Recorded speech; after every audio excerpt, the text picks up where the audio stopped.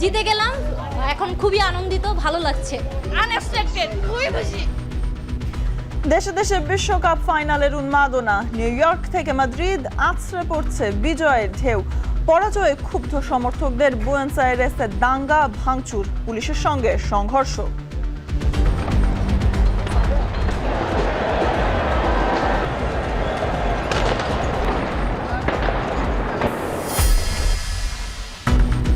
জুলাই হত্যা মামলার আসামি বরখাস্তকৃত সেনা কর্মকর্তা জিয়াউল হাসানের জলশিরির বাড়ি দুদকের নিয়ন্ত্রণে।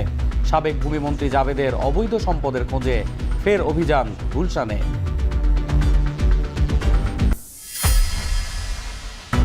মৃত্যুদণ্ডপ্রাপ্ত সাবেক স্বরাষ্ট্রমন্ত্রী আসাদুজ্জামান খান কামালকে ফেরাতে ভারত সরকারকে বাংলাদেশের আনুষ্ঠানিক চিঠি। ইতিবাচক সাড়া পাবার আশা পররাষ্ট্র প্রতিমন্ত্রীর।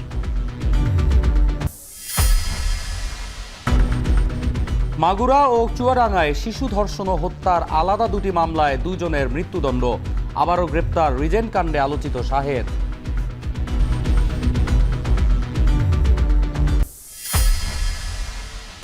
ভারী বর্ষণ ও উজানের ঢলে শেরপুর বরগুনার নিম্নাঞ্চল প্লাবিত।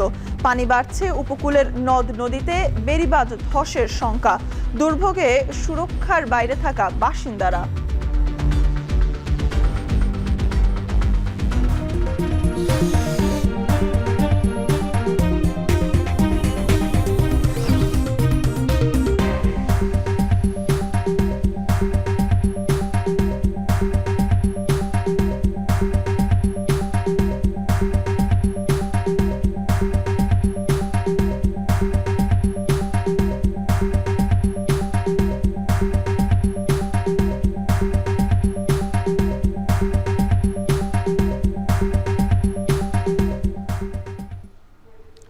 স্বাগত এখন দুপুরে পুরো আয়োজনে, সঙ্গে আছে আমরা দুজন, আমি অন্যয় কর্মকার এবং আমি সুলতানা স্বর্ণা।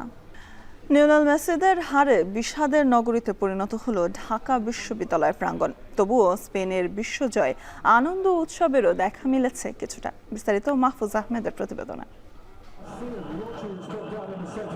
হতাশা, উৎকণ্ঠা, চাপা ক্ষোভ আর বেদনা। স্পেনের বিরুদ্ধে ফাইনালের প্রতিটি মুহূর্তে আর্জেন্টিনার ভক্তদের মনের প্রতীকী অবস্থা যেন এমনটাই। গগনবিদারী চিরচেনা সেই উল্লাসটা এদিন যেন হারিয়ে গেল স্পেন নামক গোলক ধাঁধায়। অথচ এদিনও নিজেদের চতুর্থ শিরোপা জয়ের লক্ষ্যে মাঠে নামা মেসি মার্তিনেজদের জন্য হাজার মাইল দূরে থেকে ঢাকা বিশ্ববিদ্যালয়ের ব্যারিকেড ভেঙে যথারীতি গলা ফাটাতে হাজির হয়েছিল আপামর বাঙালি সমর্থকেরা। তবে সময় যত বেড়েছে, হতাশাও তত বেড়েছে আকাশি সাদা শিবিরে। পুরো ম্যাচে আর্জেন্টিনা বলার মতো কিছুই করতে পারেনি, তাই এমি মার্তিনেজের একের পর এক সেভকেই লাইফলাইন ধরে এগোয় আর্জেন্টিনা। তবে 14 ফাইনালের পর আরও একবার অতিরিক্ত সময়ে গোল খেয়ে হৃদয় ভাঙে লিওনেল মেসিদের। কিন্তু এতে হতাশ আলবিসেলেস্তা ভক্তরা দোষ খুঁজছেন রেফারির সিদ্ধান্তে। আজকে রেফারির আসলে আমরা রেফারি অনেক পক্ষপাতিত্ব করছে, যেটা হলুদ কার্ড ছিল না সেটা হলুদ কার্ড দিছে। তারপর আপনার দেখেন একটা লাল কার্ড, এটা লাল কার্ড ছিল না। 100% রেফারি পক্ষপাতিত্ব করছে, স্পেনের পক্ষ টানছে। অন্যদিকে চিরপ্রতিদ্বন্দ্বী আর্জেন্টিনার হারে উচ্ছ্বাসে ফেটে পড়েছে ব্রাজিল শিবির। দীর্ঘদিন ধরে সহ্য করা জমা ক্ষোভ, ট্রল আর সমালোচনার জবাব দিতে পেরে খুশি সেলেসাও ভক্তরা। অনেক খুশি লাগছে অবশ্যই, কারণ ওরা যদি জিততো তাহলে আমরা আর দেশে থাকতে পারতাম না। আমি যদিও ব্রাজিলের সাপোর্টার, মনে মনে চাইছিলাম যে আর্জেন্টিনা হেরে যায়। অনেক অনেক খুশি। অপরদিকে ভক্ত সমর্থকের সংখ্যা কম হলেও শিরোপাজয়ী গোলের পর বাঁধভাঙা উল্লাস করে স্পেন শিবিরও। বেলজিয়াম, পর্তুগাল, ফ্রান্সের পর আর্জেন্টিনাকেও বধ করে তারা প্রমাণ করেছে তারাই শিরোপার যোগ্য দল। হচ্ছে আমরা চ্যাম্পিয়ন হয়েছি, এই জন্য আমরা খুবই আনন্দিত। বাট আসলে ফাইনাল খেলাটা যেভাবে হওয়ার কথা আমরা ওইভাবে আসলে দেখি নাই। মানে আর্জেন্টিনার দিক থেকে টোটালি ম্যাচটা ব্ল্যাঙ্ক ছিল। টোটাল যে গেমটা এটা স্প্যানিশের পক্ষে ছিল। যদি এখানে স্প্যানিশ এবং আর্জেন্টিনা যে কম্পিটিশন ফাইটিংটা আমরা দেখি না আসলে। চোরের 10 দিন, স্পেনের একদিন। মঞ্চটা যেমন যুক্তরাষ্ট্রের নিউ ইয়র্কে প্রস্তুতি ছিল আর্জেন্টিনার জন্য, তেমনি তা উদযাপনের সভাভাসও দিয়ে রেখেছিল ঢাকা বিশ্ববিদ্যালয় প্রাঙ্গণ। তবে শূন্য হৃদয় আর বুক ফাটা কষ্টে কাতর হয়েই বাড়ি ফিরতে হয় আর্জেন্টাইন সমর্থকদের। গুটিকয়েক স্পেন সমর্থকদের উল্লাস আর উদ্দীপনায় শেষ হয় দ্য গ্রেটেস্ট শো অন আর্থের 23তম আসরের। রূপকথা হলো না লিওনেল মেসির। 2016 সালে যেই মাঠ থেকে তিনি হেরে অবসর নিয়েছিলেন, সেই মাঠে আবারও হারলেন বিশ্বকাপের ফাইনাল। অপরদিকে নিজেদের দ্বিতীয় বিশ্বকাপ তুলে নিল লামিন ইয়ামাল পেদ্রিদের তারুণ্য ভিত্তিক স্পেন। মাহফুজ আহমেদ, এখন ঢাকা। দ্বিতীয়বারের মতো স্পেন বিশ্বকাপ জেতায় আনন্দ উল্লাসে মেতেছেন দলটির ভক্ত সমর্থকরা। মাদ্রিদ সহ স্পেনের শহরগুলো ফুটে উঠেছে উৎসবের লাল রঙে। আতশবাজি ফাটিয়ে নেচে গিয়ে দলের জয় উদযাপন করেছেন ভক্তরা। বিপরীতে ফাইনালের মঞ্চে ছন্দপতন ঘটায় কান্নায় ভেঙে পড়েছেন আর্জেন্টাইন সমর্থকরা। রাজধানী বুয়েন্স এইরেসে পুলিশের সঙ্গে সংঘর্ষেও জড়ায় বিক্ষুব্ধ সমর্থকরা। বিস্তারিত অর্ণব প্রসাদের প্রতিবেদনে।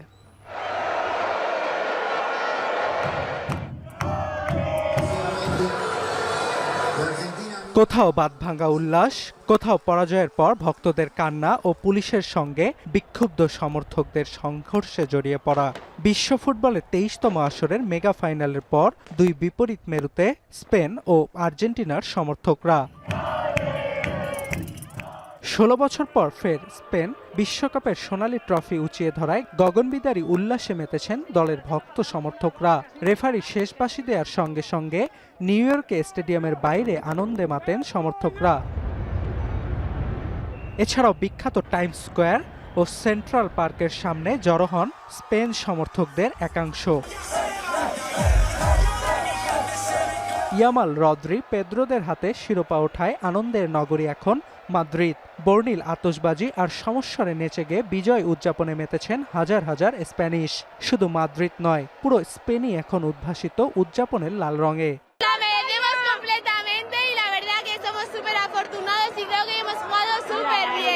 Yo me he desplazado precisamente para ver el partido aquí en Madrid, aquí en las pantallas de... এছাড়াও স্পেনের জয়ের আনন্দের ব্যাপ্তি ছড়িয়ে পড়েছে মেক্সিকো, ফিলিস্তিন সহ দেশে দেশে। তবে স্পেনের বিজয় উল্লাসে সমর্থকরা ফেটে পড়লেও উল্টো চিত্র আর্জেন্টিনায়। ফাইনালের মঞ্চে স্বপ্নভঙ্গ হওয়ায় দেশটির রাজধানী বুয়েন্স এইরেসে বিক্ষুব্ধ সমর্থকদের সঙ্গে পুলিশের সংঘর্ষের ঘটনা ঘটেছে। এ সময় পুলিশকে লক্ষ্য করে ইটপাটকেল ও বোতল নিক্ষেপ করে বিক্ষুব্ধরা। মুহূর্তে ঘটনাস্থল পরিণত হয় রণক্ষেত্রে। পরে আন্দোলনকারীদের দমাতে টিয়ার শেল নিক্ষেপ করে পুলিশ। এর আগে জায়ান্ট স্ক্রিনে দলের পরাজয়ের সাক্ষী হলেও মেসি ও আর্জেন্টিনা দলের জন্য শুভকামনা জানান ভক্তরা। Para mí fue la mejor selección, fue un grupo de guerreros que la luchó hasta el final. No se dio, pero muy contento con el grupo. No hay nada más que le podamos pedir porque pusieron garra, no representaron, lo dieron todo. এদিকে Argentina দল runners আপের খেতাব অর্জন করায় একদিনের জাতীয় ছুটির ঘোষণা দিয়েছেন দেশটির প্রেসিডেন্ট হাবিয়ের মিলেই। অর্ণব প্রসাদ, এখন বিশ্ব। এবার ভিন্ন প্রসঙ্গ। জুলাই গণ অভ্যুত্থানে সংঘটিত মানবতা বিরোধী অপরাধের মামলায় মৃত্যুদণ্ডপ্রাপ্ত সাবেক স্বরাষ্ট্রমন্ত্রী আসাদুজ্জামান খান কামালকে প্রত্যর্পণের জন্য ভারত সরকারকে আনুষ্ঠানিকভাবে চিঠি দিয়েছে বাংলাদেশ। আন্তর্জাতিক অপরাধ ট্রাইব্যুনালের রায়ের অনুলিপিও পররাষ্ট্র মন্ত্রণালয়ের চিঠির সঙ্গে পাঠানো হয়েছে। 2024 এর 5 আগস্টে শেখ হাসিনা সরকারের পতন হলে সাবেক স্বরাষ্ট্রমন্ত্রী ভারতে পালিয়ে যান। গত বছরের 17 নভেম্বর সাবেক প্রধানমন্ত্রী শেখ হাসিনা স্বরাষ্ট্রমন্ত্রী আসাদুজ্জামান খান কামালকে মৃত্যুদণ্ডের রায় দেন আন্তর্জাতিক অপরাধ ট্রাইব্যুনাল 1। রাজধানীতে এক অনুষ্ঠান শেষে পররাষ্ট্র প্রতিমন্ত্রী শামা ওবায়দ জানান, দুই দেশের সুসম্পর্কের স্বার্থে ভারতের কাছ থেকে ইতিবাচক সাড়া পাবার বিষয়ে আশাবাদী সরকার।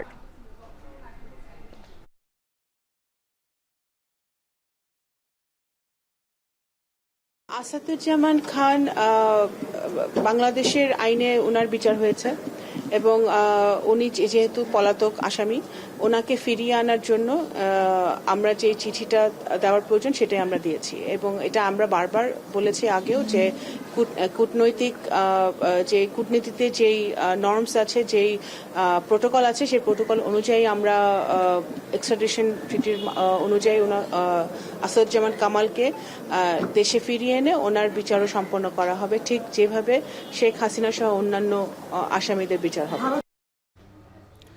রাজনৈতিক দলগুলো ন্যূনতম সমঝোতার মধ্যে না থাকলে গণতন্ত্র বিপন্ন হবে বলে মন্তব্য করেছেন প্রধানমন্ত্রীর উপদেষ্টা এবং বিএনপির জ্যেষ্ঠ যুগ্ম মহাসচিব রুহুল কবির রিজভী। সকালে রাজধানীর উত্তরায় একটি বেসরকারি বিশ্ববিদ্যালয়ে তারুণ্য উদ্ভাবন ও স্টার্টআপ নিয়ে আয়োজিত আলোচনা সভায় এ কথা বলেন তিনি। রাষ্ট্রীয় গণতন্ত্রের বিকাশের জন্য যে সমস্ত কাজগুলো আমাদের আরও বাকি আছে, সেই কাজগুলো আমাদের করতে হবে। তবে আমি আবারও বলি, রাজনৈতিক দলগুলো মিলিতভাবে কমপক্ষে কতগুলো ন্যূনতম প্রধান ইস্যু কিন্তু একটা মিনিমাম আন্ডারস্ট্যান্ডিংয়ের মধ্যে থাকতে হবে। সেই আন্ডারস্ট্যান্ডিংয়ের মধ্যে না থাকলে আবারও গণতন্ত্র বিপন্ন হবে, এবং এই বিপন্ন হওয়ার মধ্যে দেশের স্বাধীনতা সার্বভৌমত্বের সুরক্ষাটাও নিশ্চিত হবে না, সেটাও বিপন্ন হতে পারে। নির্বাচিত সরকার দায়িত্ব নেওয়ার পর বাংলাদেশের প্রতি আন্তর্জাতিক সম্প্রদায়ের আস্থা আরও সুদৃঢ় হয়েছে। প্রধানমন্ত্রী তারেক রহমানের সঙ্গে সাক্ষাতে এ কথা জানান আন্তর্জাতিক শ্রম সংস্থার মহাপরিচালক গিলবার্ট এফ হোংবো। সকালে সচিবালয়ে প্রধানমন্ত্রী তারেক রহমানের সঙ্গে সৌজন্য সাক্ষাৎ করেন ILOর মহাপরিচালক। বৈঠকের শুরুতে প্রধানমন্ত্রী দায়িত্ব গ্রহণ করে অভিনন্দন জানান তাকে। শ্রমিকদের সামাজিক নিরাপত্তা, দক্ষতা উন্নয়ন, কর্মসংস্থানের সুযোগ বৃদ্ধি এবং পরিবর্তিত বৈশ্বিক শ্রমবাজারের চাহিদা মোকাবিলায় দক্ষ মানব সম্পদ গড়ে তোলার বিষয়ে আলোচনা হয়। শ্রম খাতে চলমান সংস্কার কার্যক্রম আরও এগিয়ে নিতে সরকার ও ILOর মধ্যে সহযোগিতা জোরদারের উপর গুরুত্ব আরোপ করা হয়। এ সময় প্রধানমন্ত্রী তারেক রহমান শ্রমিক বান্ধব ও টেকসই কর্মপরিবেশ নিশ্চিত করতে সরকারের অঙ্গীকার পুনর্ব্যক্ত করেন। ILO মহাপরিচালক বাংলাদেশের সঙ্গে সংস্থাটির বিদ্যমান সহযোগিতা আরও সম্প্রসারণ এবং শ্রম খাতের উন্নয়নে একযোগে কাজ করার প্রত্যয় ব্যক্ত করেন।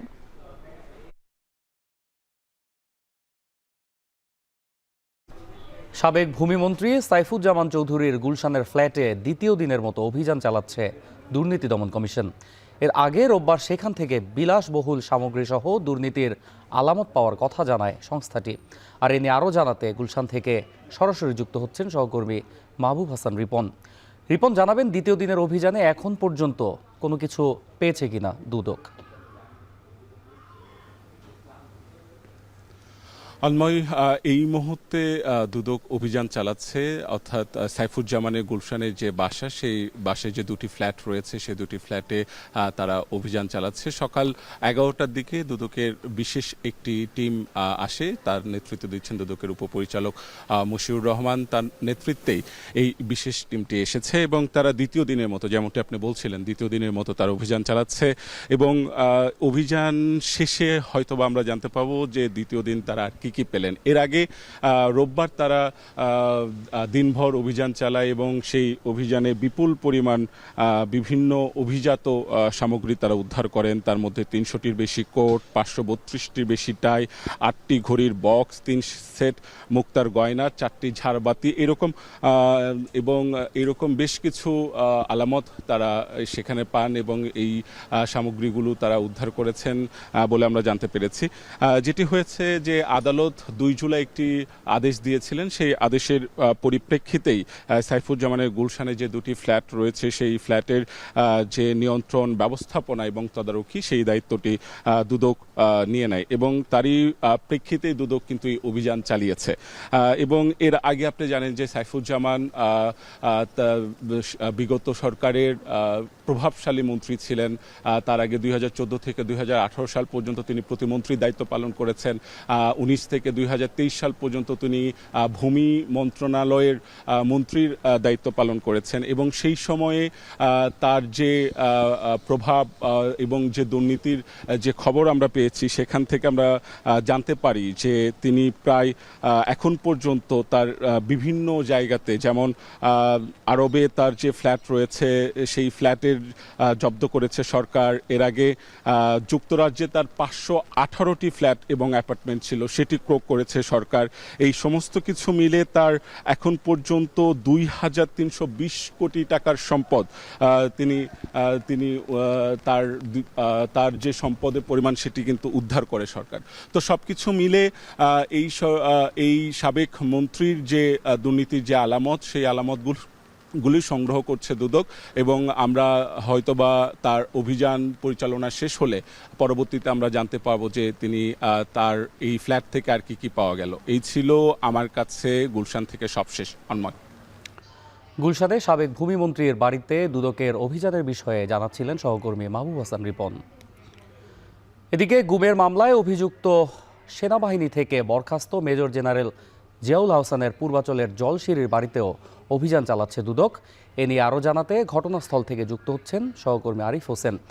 আরিফ, জানাবেন অভিযানটি কখন থেকে চলছে আর এখন পর্যন্ত এই অভিযানে দুদক কোনো কিছু পেয়েছে কিনা?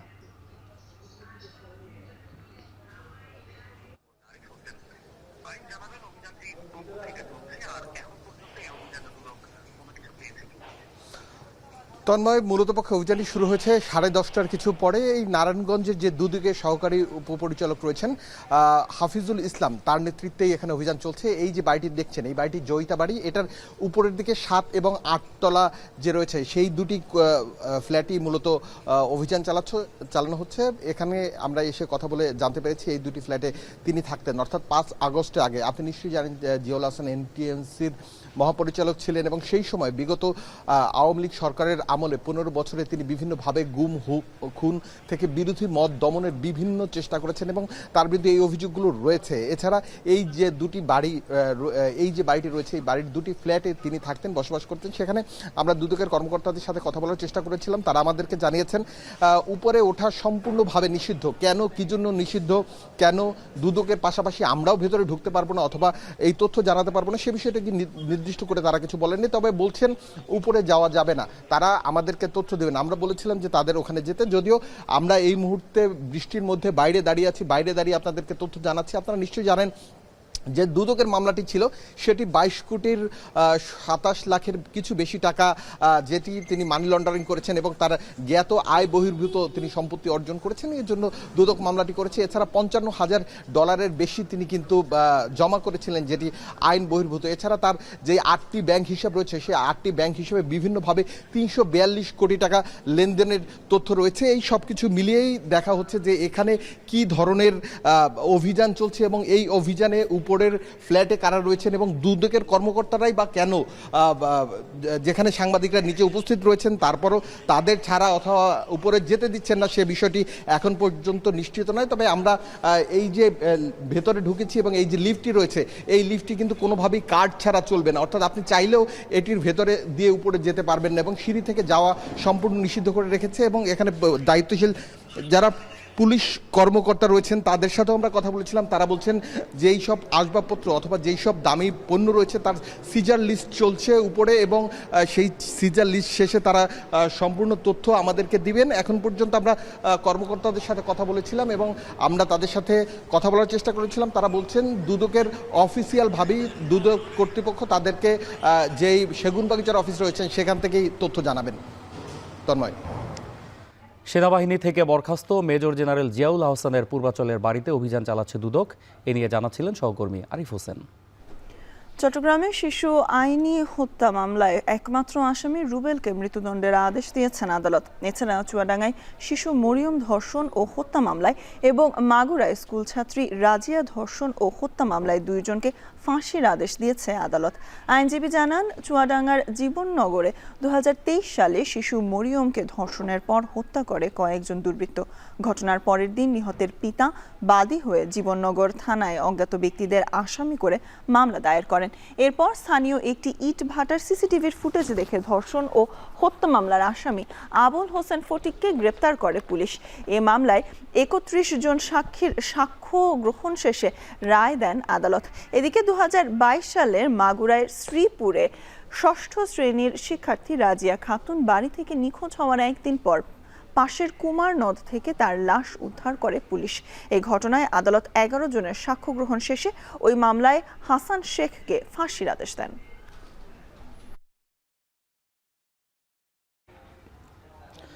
পল্লবী থানার মামলায় ফের গ্রেপ্তার হলেন রিজেন্ট কাণ্ডে আলোচিত মোহাম্মদ শাহেদ। দুপুর 12:30টার দিকে রাজধানীর ইসিবি চত্বর থেকে তাকে গ্রেপ্তার করে ক্যান্টনমেন্ট থানা পুলিশ। গ্রেপ্তারের পর শাহেদকে পল্লবী থানায় হস্তান্তর করা হয়। বিষয়টি নিশ্চিত করেছেন থানার ভারপ্রাপ্ত কর্মকর্তা হাসান বশির। এর আগে 2020 সালে করোনাকালে রোগীদের নমুনা পরীক্ষা না করেই ভুয়া রিপোর্ট প্রদানের অভিযোগ ওঠে তার বিরুদ্ধে। সে সময় অভিযান চালিয়ে রিজেন্ট হাসপাতালের উত্তরা ও মিরপুর শাখা সিলগালা করে দেয় পুলিশ। পরে ওই বছরই অভিযান চালিয়ে সাতক্ষীরার সীমান্ত এলাকা থেকে তাকে অস্ত্রসহ গ্রেপ্তার করে র্যাব। 5 আগস্ট পরবর্তী সময়ে 2024 সালে জামিনে জেল থেকে ছাড়া পান তিনি। সে সময় তার বিরুদ্ধে 96টি মামলা ছিল। ওই যে রিজেন্টের শাহেদ শত শত কোটি টাকা মেরা আছে ওর নামে সাজা ওয়ারেন্ট আছে।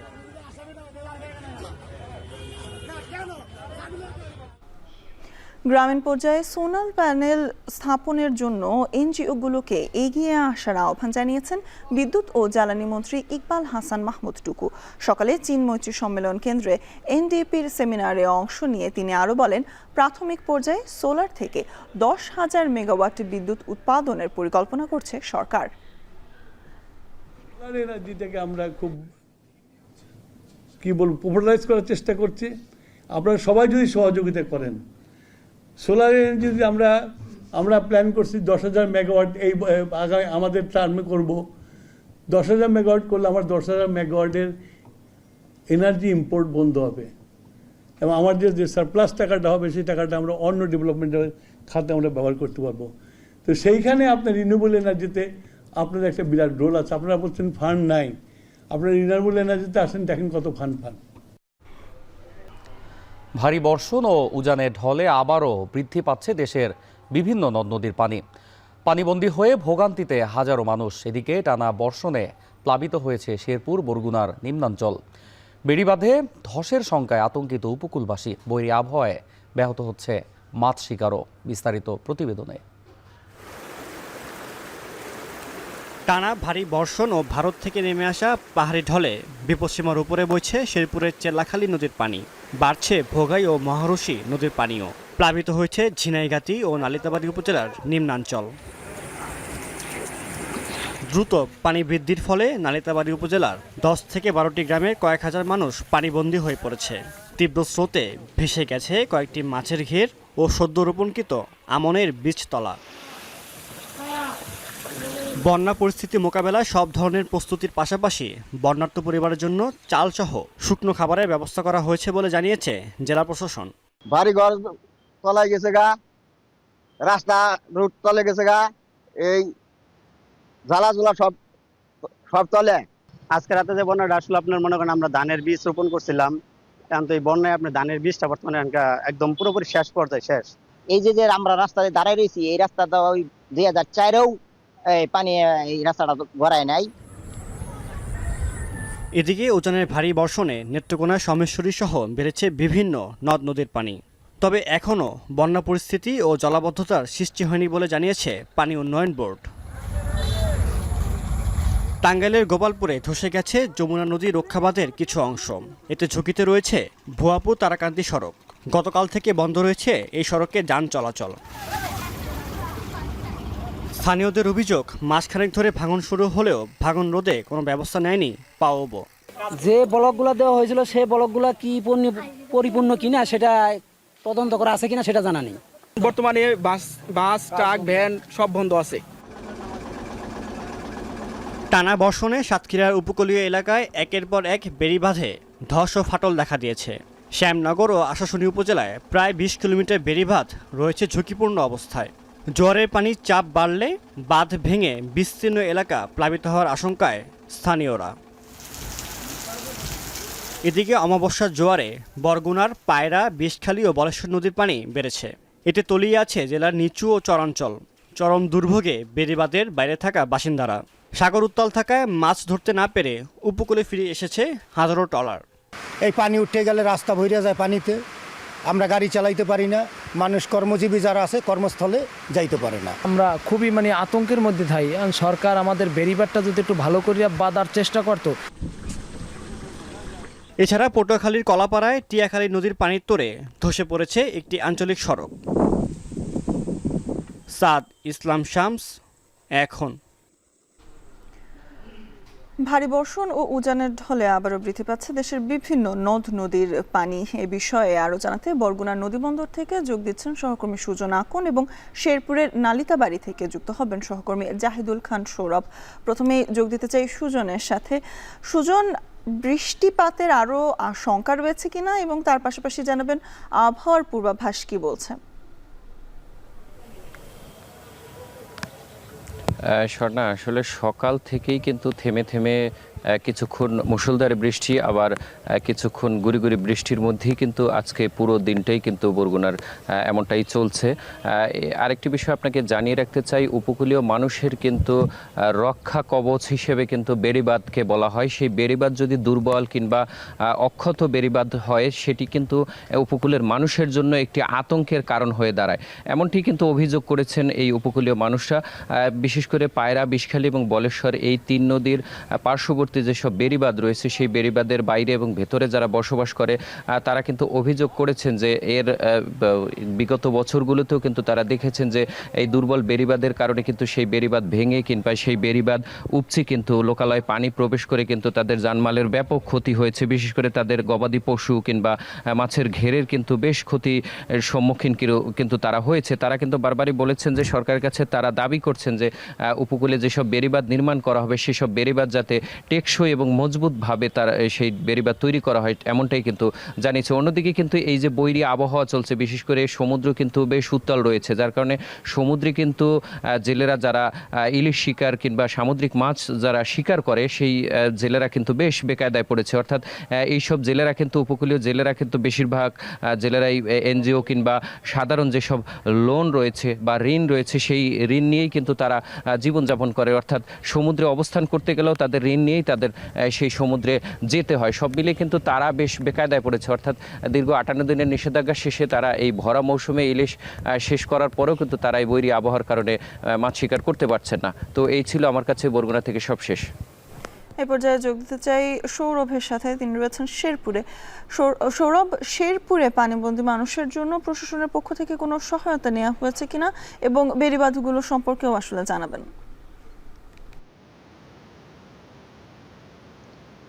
শুরুতে জানিয়ে রাখি, শেরপুরে গত রাতে টানা ভারী বর্ষণ এবং ভারতের মেঘালয় থেকে নেমে আসা যে পাহাড়ি ঢল, সে ঢলে কিন্তু শেরপুরে এই চিল্লাখালী নদীর পানি বিপদসীমা 324 সেন্টিমিটার উপর দিয়ে প্রবাহিত হচ্ছে। তো আমরা দেখি যে শুধুমাত্র নালিতাবাড়ী নেই, শেরপুরের যে মহারশী নদী রয়েছে, এই মহারশী নদীর তীরবর্তী যে ঝিনাইগাতি উপজেলা রয়েছে, ঝিনাইগাতি উপজেলা সদরে কিন্তু পানির নিচে এবং এখানে বেশ কয়েকটি নির্মাঞ্চল প্লাবিত হয়েছে এবং সেখানেও কিন্তু বাড়িঘর প্লাবিত হওয়ার ঘটনা আমরা জেনেছি। তো আমি সকাল থেকে দেখেছি শেরপুর নালিতাবাড়ী উপজেলার কলসপাড়া ইউনিয়নের এখানে প্রায় 10 থেকে 15টারও অধিক গ্রামে কিন্তু পানি প্রবেশ করে এবং পরবর্তীতে এখানে প্রায় 2 শতাধিক পরিবার কিন্তু পানিবন্দী রয়েছে। তবে এখানে যারা স্থানীয়রা রয়েছেন তারা আমাদেরকে জানিয়েছেন যে প্রত্যেক বছর কিন্তু এই যে আকস্মিক বন্যার সম্মুখীন তারা হন এবং পরবর্তীতে তাদেরকে নানা ভোগান্তি পোহাতে হয়। এবং এখন পর্যন্ত আমরা দেখেছি যে এখানে এই পানি বৃদ্ধির ফলে এখানে যে গ্রীষ্মকালীন সবজি রয়েছিল, সদ্য রোপণকৃত যে আমনের বীজতলা রয়েছিল, বিশেষ করে বেশ কয়েকটি পুকুরের ঘেরের মাছও কিন্তু ভেসে গেছে।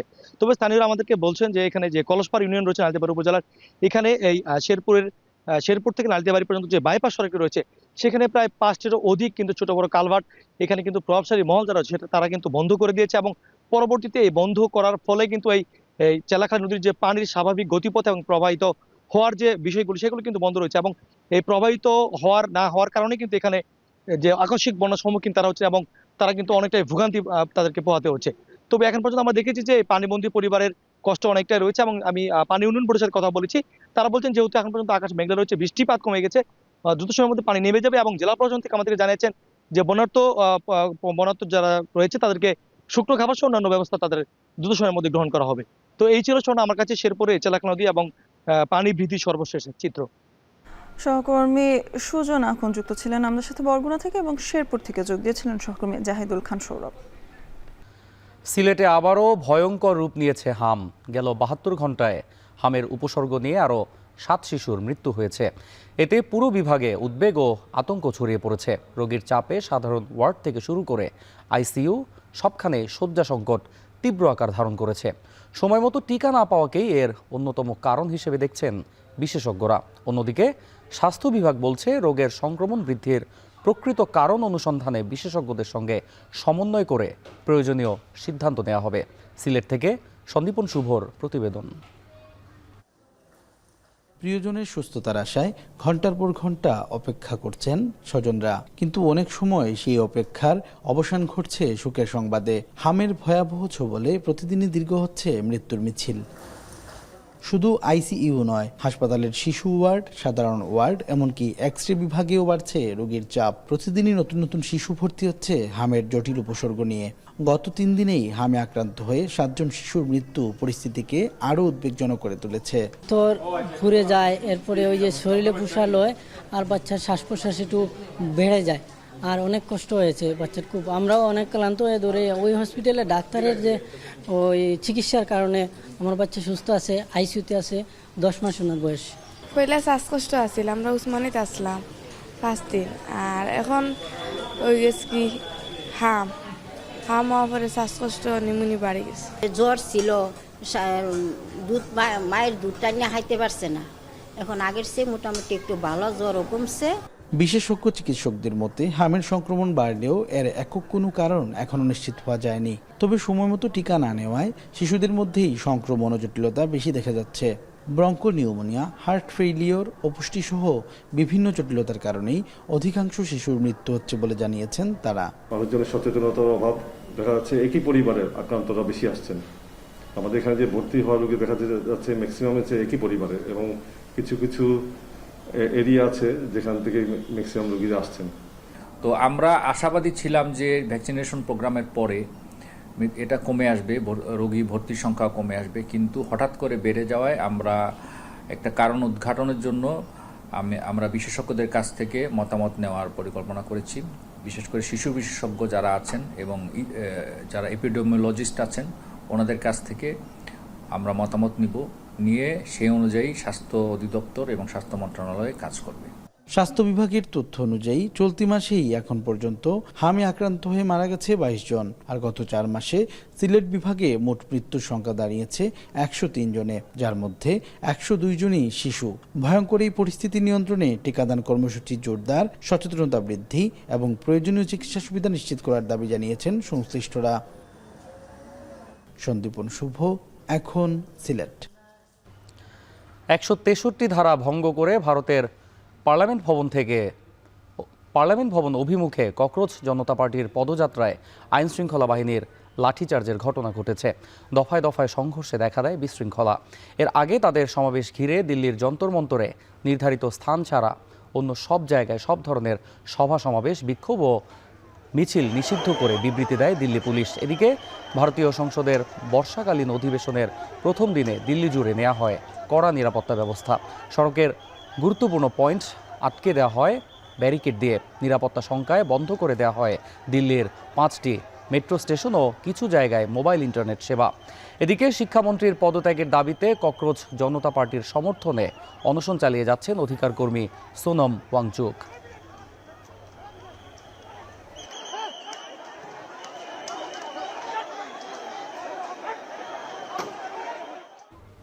এর মধ্যে দিয়ে শেষ করছি এখন দুপুর। তবে এখন টেলিভিশন দেখতে ভিজিট করুন www.ekhon.tv। এছাড়াও ফেসবুকে দেখতে ভিজিট করুন facebook.com/tv.ekhon, ইউটিউবে দেখতে ভিজিট করুন youtube.com/c/ekhon tv।